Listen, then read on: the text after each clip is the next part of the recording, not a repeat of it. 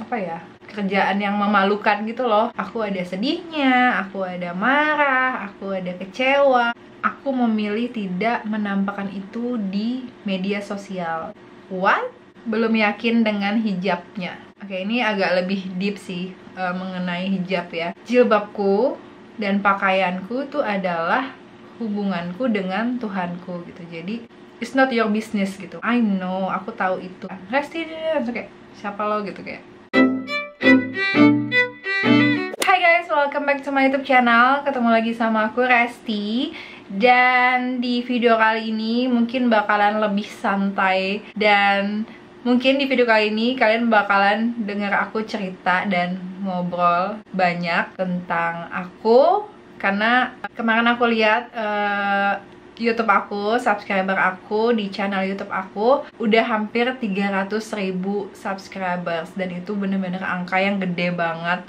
Jujur buat aku pribadi, aku kayak nggak nyangka, bener-bener nggak nyangka sama sekali itu ada 300.000 orang yang mau subscribe ke channel aku. Dan kayaknya aku udah harus apa ya, kayak lebih mendekatkan diri sama kalian, karena aku tuh jarang banget ngomongin tentang diri aku sendiri, ngomongin tentang kehidupan aku juga. Jadi kayaknya aku butuh bikin video ini.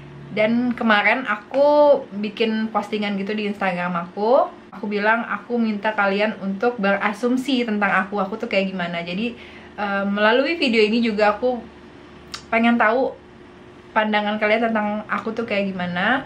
Terus juga aku bakal mengklarifikasi itu benar atau enggak di video ini. Jadi kita sama-sama mengenal lebih dekat lagi gitu. Jadi ya, kalau kalian yang pengen denger aku cerita dan membicarakan tentang aku, nonton aja video ini sampai habis. Oke, jadi di sini ada beberapa asumsi yang nanti aku bakal bacain. Nggak mungkin semuanya, aku bakal pilihin beberapa. So far asumsi-asumsinya tuh kebanyakan positif. Aku bersyukur banget sih. Berarti kayak video-video aku selama ini memberi dampak yang positif juga, dan orang juga menilainya positif gitu. Jadi aku senang banget sih kalau dapat hal-hal yang positif juga. Cuman so far nggak ada yang terlalu kayak nge-hate banget atau kayak gimana-gimana. Jadi ya langsung aja. Oke, asumsi yang pertama adalah pekerja keras. Kalau aku menilai diri aku, emang aku kayak bener-bener kalau urusan kerjaan bener-bener aku tuh kerja keras banget untuk menghasilkan uang gitu. Pastikan kita bekerja untuk uang gitu. Jadi aku bener-bener bekerja keras banget untuk mendapatkan uang itu. Karena aku bukan dari keluarga yang kaya raya banget, jadi bisa beli ini, bisa beli itu. Jadi orang tua aku juga nggak ngebanjain gitu, aku mau apa nanti dibeliin gitu, enggak. Jadi aku harus mulai dari dulu sih. Jadi kalau misalnya aku pengen sesuatu atau apa, aku harus kerja dulu gitu untuk dapetin itu. Jadi aku nggak semudah itu juga minta beliin ini, minta beliin itu, karena aku tahu orang tua aku juga bukan dari keluarga yang kaya raya gitu. Jadi kalau aku pengen sesuatu pasti aku nabung atau enggak aku kerja apa gitu untuk menghasilkan. Akhirnya dulu sih aku nggak terlalu gimana ya, nggak terlalu kerja keras banget. Cuma yang kelihatan banget itu beberapa tahun belakangan ini, pas udah aku selesai kuliah, aku masuk dunia kerja. Kerjaan pertama aku tuh jadi guru yang bener-bener kerja ya. Tapi sebenarnya dulu waktu zaman aku masih sekolah SMA terus kuliah, aku udah kayak freelance gitu. Jadi buat yang nggak tahu, aku dulu tuh penari modern dance, dulu aku penari tradisional gitu. Jadi dari menari itu, dari menyalurkan hobi itu, aku juga mendapatkan uang gitu. Jadi itulah tambahan-tambahan aku dulu biasanya kalau misalnya aku pas kuliah. Uang bulanan udah ada, cuman dari uang nari itu aku bisa beli yang aku pengen, kayak pengen beli baju, pengen beli tas, beli apa gitu. Dari nari itu juga aku bisa kayak traveling keluar gitu. Pertama kali aku pergi naik pesawat itu bukan dari orang tua aku, melainkan aku pergi karena bakat aku yaitu nari gitu. Jadi aku nari kayak dikirim ke Jakarta, aku dikirim ke Bandung, aku dikirim ke ke Padang, dikirim kemana-mana, itu dari bakat aku yaitu nari gitu. Balik lagi ke topik, jadi pekerja keras, ya aku bener-bener ngerasain beberapa tahun belakang ini, apalagi beberapa bulan ke belakang ini aku kayak bener-bener kerja kayak apalagi nih yang bisa dilakuin gitu. Jadi pas aku masuk dunia kerja, aku tuh balik ke kampung halaman aku, jadi di Tanah Grogot ini. Dan di Tanah Grogot ini aku ngerasa tuh nggak punya hiburan apa-apa gitu. Jadi kayak pulang kerja, sorenya tuh bingung mau ngapain, terus malamnya nggak ada kerjaan gitu. Jadi aku ngerasa kayak kurang produktif gitu loh. Hidup aku kayak kenapa kayak gini-gini aja gitu. Kenapa nggak aku gunain waktu aku yang kosong ini untuk aku kerjain sesuatu yang bisa menghasilkan gitu. Jadi itu juga sih yang bikin aku kayak banyak punya kerjaan sekarang. Kayak aku bikin usaha, aku nge-YouTube juga, aku juga jadi guru juga gitu. Itulah yang mendasari aku kenapa aku punya banyak kerjaan gitu. Karena aku ngerasa waktu itu sayang banget kalau dipakai untuk kayak leha-leha doang gitu sehari-harinya. Walaupun aku suka ya namanya kayak leha-leha di kamar itu, cuman aku nggak mau tiap hari kayak gitu. Jadi ada saatnya aku kerja, bener-bener kerja tiap hari siang malam gitu. Terus aku pengen 1 hari atau 2 hari itu bener-bener leha-leha di kamar, tidur-tiduran doang, nonton YouTube atau nonton film gitu. Aku pengen, cuman bukan itu jadi rutinitas aku sehari-hari gitu. Aku nggak mau juga. Jadi aku pengen hari-hari aku tuh produktif. Kadang aku kalau misalnya sehari 2 hari nggak ngapa-ngapain juga, kadang-kadang aku tuh ngerasa kayak bersalah banget gitu. Kayak kenapa kemarin aku tuh nggak ngapa-ngapain gitu, kenapa aku kemarin tuh di kamar aja, kenapa kemarin aku cuma main HP doang gitu. Jadi kayak kadang-kadang bisa merasa bersalah juga. Cuman ya aku butuh waktu untuk aku sendiri, kayak me time aku juga gitu loh. Lanjut ke tadi yang aku bilang, waktu aku kuliah, aku sekolah, aku udah freelance jadi dancer. Terus juga aku pernah kalau nggak salah aku kayak jualan-jualan bros-bros gitu, kayak dari flanel. Aku tuh DIY sendiri, ternyata bakat aku udah dari kuliah ya. Aku nge-DIY, terus aku bikin kayak pita-pita gitu dari flanel. Terus aku kasih peniti di belakangnya, terus aku jual gitu. Jadi kayak bros lucu gitu kan. Itu udah mulai tuh waktu kuliah. Makanya waktu aku ketemu teman kuliah aku, mereka tuh kayak nggak kaget. Aku sih nggak kaget kamu kayak gini, maksudnya di YouTube aku kreasi kayak gitu loh. Dia kayak aku nggak kaget sih, kamu dulu waktu kuliah emang kayak gitu, katanya kayak gitu sih. Cuma ada juga beberapa yang kayak nggak nyangka, mungkin nggak kenal aku banget gitu ya. Cuman yang kenal aku banget pasti kayak, kamu kan memang kayak gitu dulu. Aku sih nggak kaget kamu bisa bikin macem-macem gitu loh. Waktu sebelum aku punya usaha butik, aku juga dulu pernah kayak jualan snack. Kalian tahu kan snack yang kayak beng-beng, top, minuman dingin, pokoknya coklat-coklat, snack yang Citato kayak gitu-gitu, minuman dingin, macam-macam minuman dingin tuh aku pernah jualan gitu di sekolahan aku. Jadi di sekolahan aku dulu aku kayak punya kantin sendiri gitu. Aku nyetok makanan-makanan aku, minum-minuman dingin aku juga. Dan itu semua aku beli sendiri di pasar, bener-bener aku ngangkat sendiri. Berdus-dus itu aku ngangkatin ke mobil. Terus makanan-makanan kecil kayak coklat-coklat itu aku masukin ke mobil. Bener-bener aku ke pasar sendirian tanpa dibantu siapa-siapa. Terus ngangkatin lagi ke tokonya, ke kantinnya, aku susun-susun gitu dan lain-lain. Aku bener-bener kayak nggak peduli itu juga. Kalau misalnya kerjaan aku tuh kayak bener-bener kayak ke pasar apa kayak gimana tuh aku nggak ngerasa kayak itu kerjaan yang memalukan gitu loh. Bukan itu gitu. Jadi menurut aku asal bisa menghasilkan uang halal juga, kenapa harus malu gitu, kenapa harus nggak pede gitu. Karena banyak yang kayak kaget juga, kamu ke pasar, kamu beli kayak gitu-gitu, masa sih kayak gitu. Kayaknya nggak mungkin deh Resti ke pasar beli ini beli itu. Tapi emang aku kayak gitu. Jadi menurut aku kalau misalnya kenapa gitu kalau ke pasar, kenapa kalau misalnya angkat-angkat kayak gitu, yang penting aku bisa menghasilkan uang, yang penting aku dapat uangnya halal, kenapa enggak gitu. Karena menurut aku untungnya tuh lumayan gitu, kayak jualan-jualan snack kayak gitu aja aku bisa dapat waktu itu ya aku bisa dapat 2 juta sampai 3 juta sebulan. Itu udah bersih. Dan itu udah lumayan gede banget gitu dengan segitu. Cuman sayangnya aku udah nggak jualan itu lagi.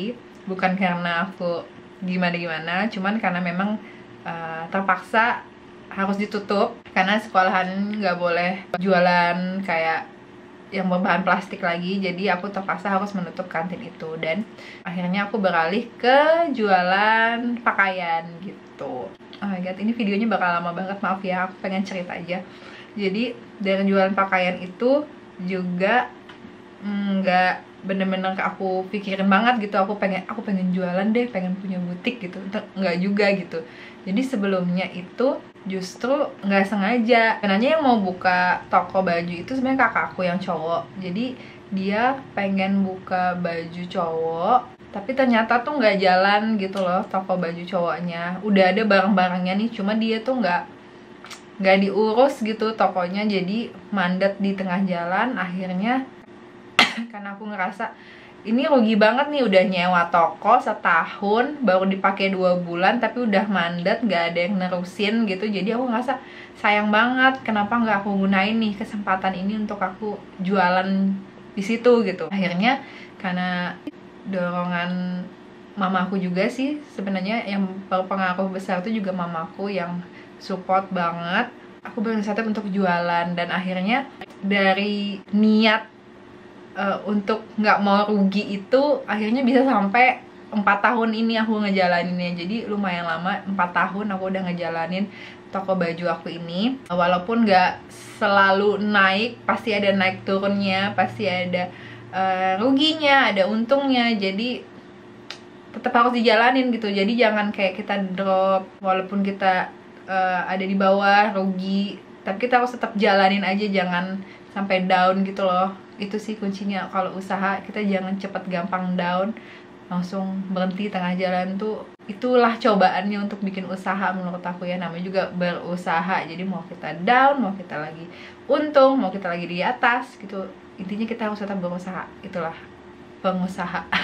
Dan setelah aku buka butik, terus aku juga masih kerja jadi guru, aku ngerasa kayak masih punya waktu senggang gitu. Walaupun itu udah menguras waktu aku, cuman aku masih kayak punya waktu senggang.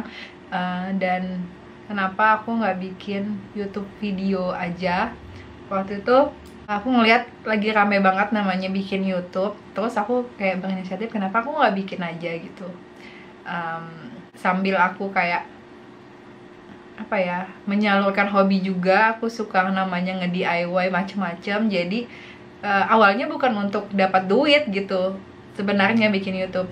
Jadi kayak cuma menyalurkan hobi, bikin video. Ternyata editannya bagus, ternyata hasilnya bagus, aku suka, ya udah aku masukin ke YouTube kayak gitu.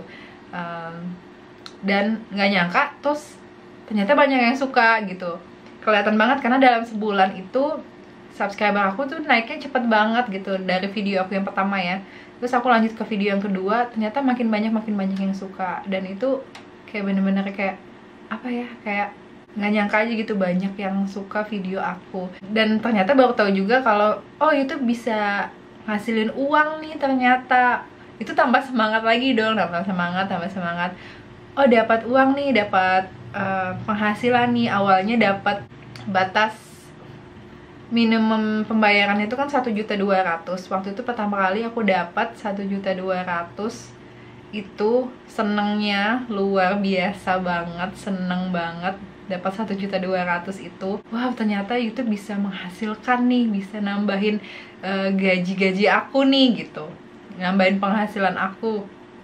Tuh akhirnya bulan selanjutnya dapat 2 juta, bulan selanjutnya dapat 3 juta, terus bulan selanjutnya tuh dapat 5 juta. Itu tambah seneng banget, kayak makin hari makin naik gitu. Dan sampai sekarang menurut aku yang penghasilannya lumayan banget, bisa ngebantu aku juga, bantu keluarga juga, bisa ngasih ke orang tua juga. Seneng sih gitu, jadi bisa jadi penghasilan aku.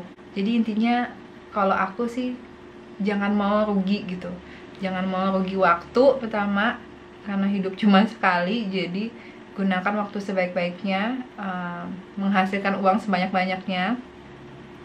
Terus apa ya, do it aja gitu, lakuin aja gitu, nggak usah dipikirin yang lain-lain, oh nanti kayak gini, nggak usah dipikirin dulu, pokoknya lakuin aja gitu. Nanti kalau kita udah lakuin, nanti kelihatan kok hasilnya kayak gimana gitu, karena usaha tidak akan membohongi hasil tidak ada, pokoknya gitu ya. Kayaknya panjang banget ya untuk asumsi yang pertama. Oke, lanjut. Orangnya disiplin plus teratur, suka barang-barang yang lucu-lucu. Disiplin, menurut aku nggak terlalu disiplin banget sih. Kadang aku juga masih suka kayak melanggar kedisiplinan gitu. Misalnya bangun pagi, kadang-kadang aku sih lagi belajar mendisiplinkan diri aku sendiri ya. Jadi kayak bangun pagi, bangun subuh itu aku kayak bener-bener kayak mulai alarm, habis bunyi alarm aku usahakan langsung bangun gitu. Tapi kadang-kadang ada juga kayak aku malas-malas, mager-mager, kayak bentar deh 30 menit lagi, bentar deh, akhir-akhirnya sampai jam 6 gitu, kayak ya ampun kesiangan kayak gitu-gitu. Kalau disiplin sih nggak terlalu disiplin banget sih kalau aku ya.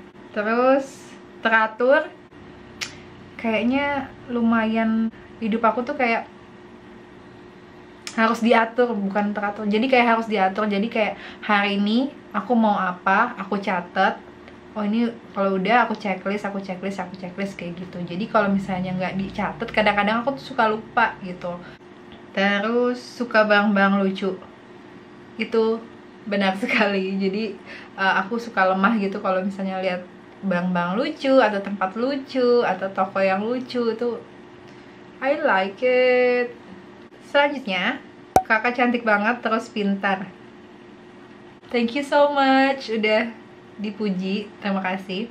Terus kalau pintar itu menurut aku relatif ya.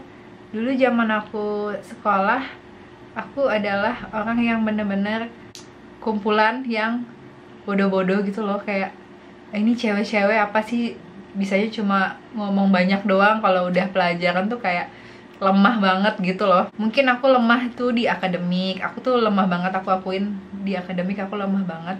Cuma dulu aku suka loh matematika, aku suka matematika. Cuma untuk pelajaran yang lain aku tuh lemah banget, apalagi di hafalan, I'm give up. Tapi yang menurut aku progres di hidup aku, dulu aku zaman SMA ya, zaman kuliah juga, aku tuh paling takut banget kalau guru atau dosen tuh nanya gitu loh. Terus kalau disuruh nanya tuh kayak anak-anak yang kayak nunduk, kayak nggak mau nanya gitu, bingung apa yang ditanya, bingung apa yang harus angkat tangan terus nanya apa tuh bingung gitu. Ada teman-teman presentasi, aku pasti orang yang diem di kelas dan tidak nanya apapun gitu, karena kayak pengen cepat pulang aja gitu. Cuman semenjak aku kerja, aku bener-bener kayak boom, berubah banget. Aku jadi suka banget nanya, aku jadi suka banget interupsi, aku jadi suka banget tahu tentang politik. Karena dulu ya ampun aku tuh nggak ngerti sama sekali tentang politik. Aku jadi suka banget nontonin tentang politik, pengetahuan di luar juga gitu. Aku suka nontonin tentang wawancara apa, bahas apa gitu, aku suka banget. Terus nontonin berita, kasus apa, apalagi tentang kasus Munir, kasus persidangan yang kayak yang berat-berat itu aku suka banget gitu. Aku aneh juga sih dulu, kayak apaan sih dulu kalau waktu SMA, waktu kuliah ya, aku sama sekali nggak suka yang namanya kayak politik, terus berita-berita itu aku nggak suka nonton. Cuman semenjak kuliah ini suka banget gitu, sampai aku juga heran sih kenapa aku nontonin ini ya, cuman itu aku suka gitu. Terus di kerjaan aku, kalau misalnya ada rapat, ada apa, aku suka banget namanya angkat tangan, aku suka banget namanya nanya, kenapa kayak gini, kenapa kayak gitu, terus nanti kayak gimana, aku suka banget. Bahkan teman-teman aku yang notabene adalah orang yang lebih tua daripada aku, namanya kan guru-guru ya, dia lebih tua daripada aku aja tuh gak ada yang nanya, cuman aku yang angkat tangan terus nanya, terus aku kayak mempertanyakan kenapa kayak gini, sampai segitunya. Kalau aku ingat yang dulu, kayaknya aku nggak mungkin kayak gitu sih. nanya terus kayak komplain ada apa. Tapi sekarang aku bisa angkat tangan dan aku berani untuk nanya dan aku berani untuk jawab kayak gitu. Mungkin karena ini juga sih, karena aku udah bisa kayak ngobrol di depan orang banyak, karena aku juga guru ya. Kalau dulu tuh ya awal-awal aku kerja ya di depan siswa-siswa, apalagi waktu aku PPL ya, belum jadi guru sih, waktu aku PPL di sekolah di sebuah SMA di Samarinda. Bener-bener aku di depan kelas, keringat dingin, bingung mau ngomong apa, nggak bisa ngomong sama sekali, gugup, kaku.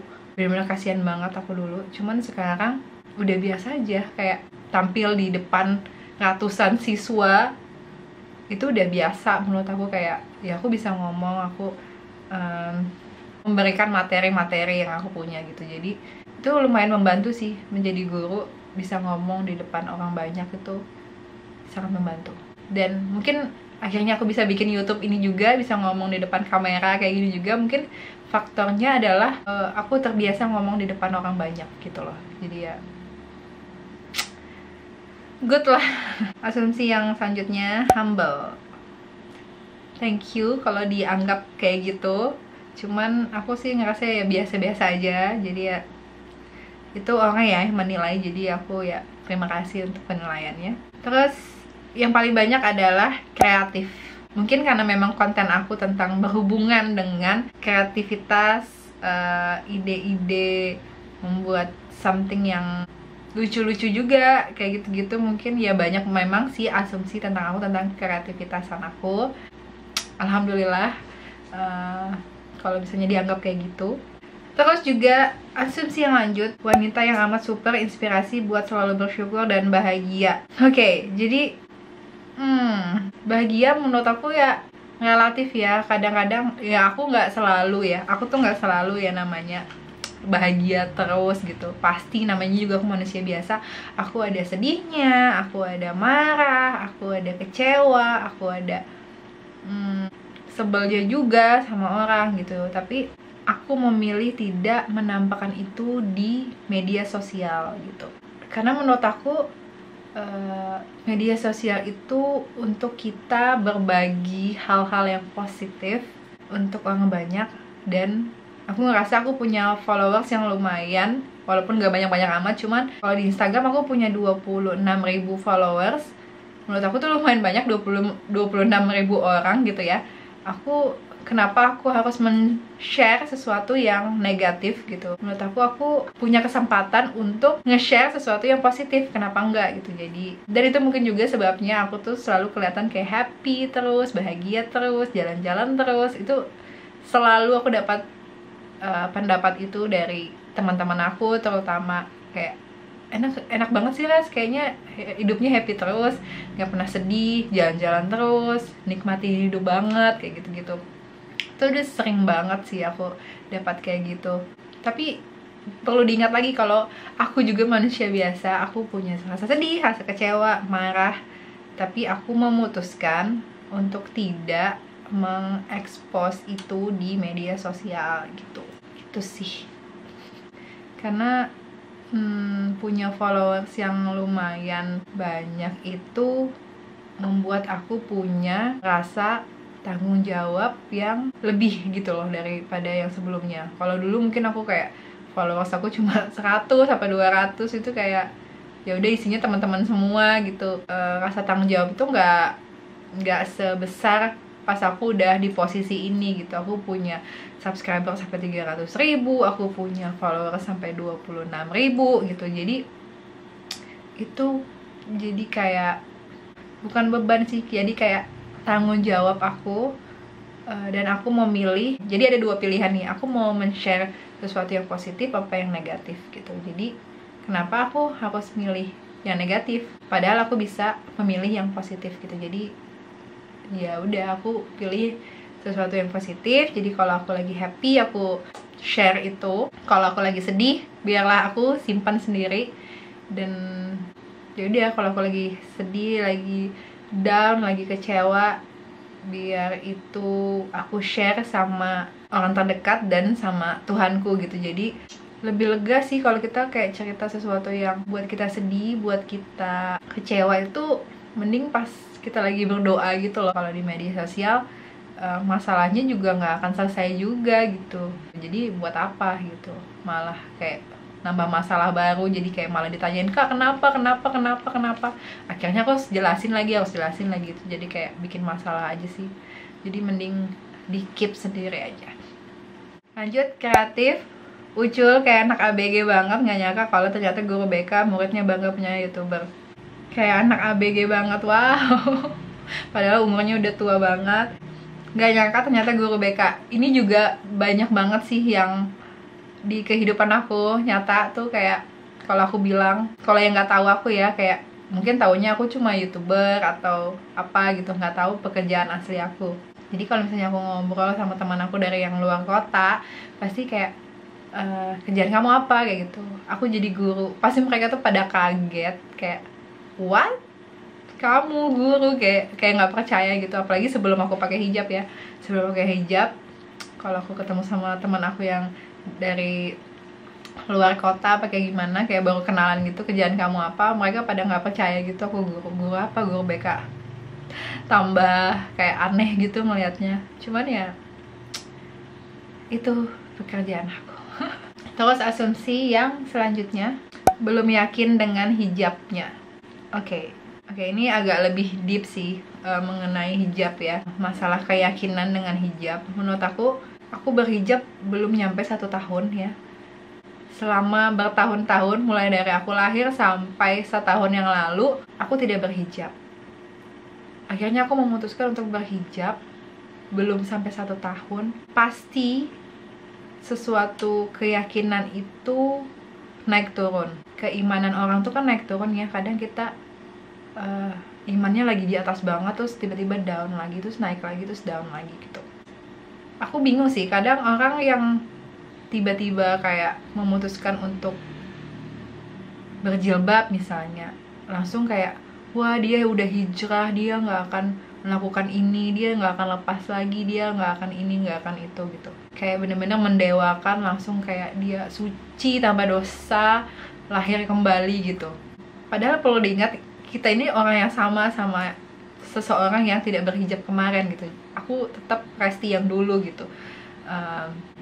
Jujur aku masih suka buka pasang. Jadi kayak misalnya aku kayak pengen ke Indomaret nih kayak gitu, aku masih kayak malas deh pakai hijab, buka aja gitu.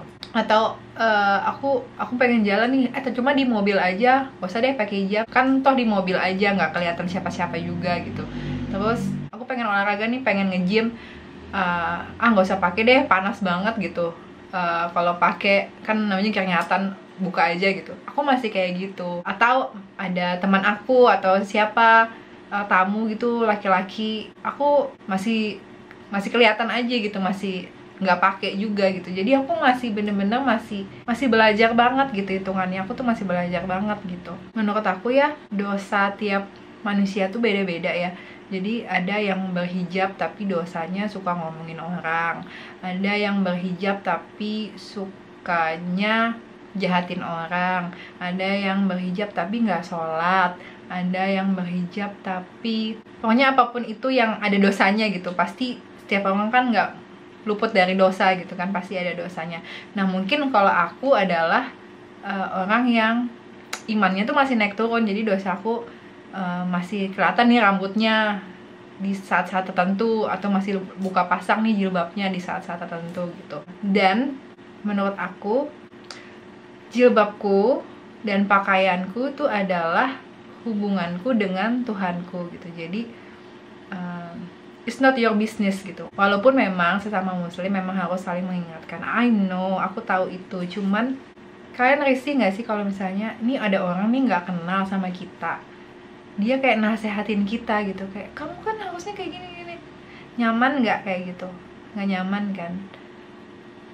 Kecuali kalau memang itu orang dekat kita ya, kayak memang bener-bener kayak keluarga atau teman dekat apa kayak gitu. Cuman justru yang lingkungan terdekat aku, kayak keluarga aku, kayak teman-teman aku, mereka tuh lebih santai, lebih kayak ngasih aku waktu gitu loh.